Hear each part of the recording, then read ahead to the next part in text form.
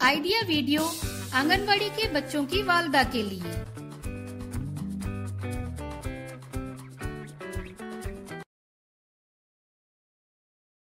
अस्सलामु अलैकुम।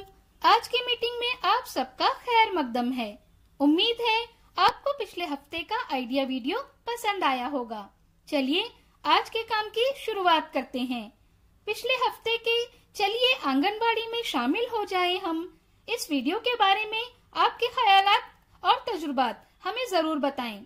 तब तक हम ये वीडियो यहाँ रोक देते हैं।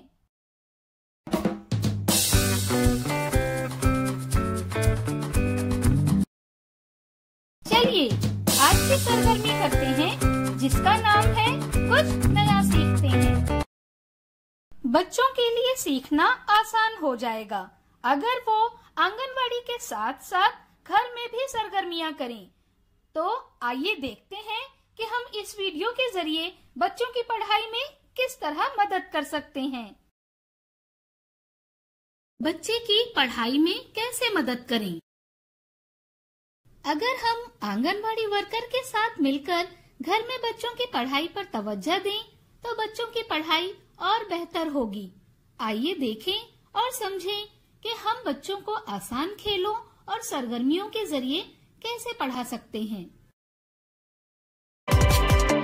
घर पर दस्तयाब तस्वीरों या किताबों में दी गई तस्वीरों की मदद से तस्वीर पढ़ना, जैसे तस्वीर में कौन कौन है, कौन से रंग नजर आ रहे हैं, कौन क्या कर रहा है वगैरह। इनसे आंगनवाड़ी में लिए गए बच्चों के गीत गाने के लिए कहें। इसके अलावा वो बच्चों को हर रोज सोने के वक्त एक दिलचस्प कहानी सुनाएं। बच्चों को घर में और आसपास की चीजों को तलाश करने के लिए कहें और उनसे मुताल्लिक सवालात पूछें, जैसे चीजों के नाम, उनके रंग, उनकी शक्लें, उनके इस्तेमाल वगैरह।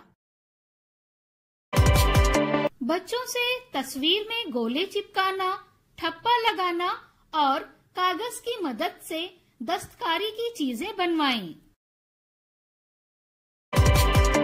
बच्चों को घर से बाहर उनके दोस्तों के साथ खेल खेलने के लिए जरूर भेजें। जब आप बच्चों के साथ खेलते हैं तो एक अलग ही मजा आता है। ग्रुप में खेलने से बच्चे दूसरे बच्चों के साथ मिलकर और कवायद के मुताबिक खेलना सीखते हैं। इस तरह आप आसान सरगर्मियों से बच्चों की पढ़ाई में मदद कर सकते हैं। उम्मीद है आपको इस वीडियो का फायदा जरूर होगा।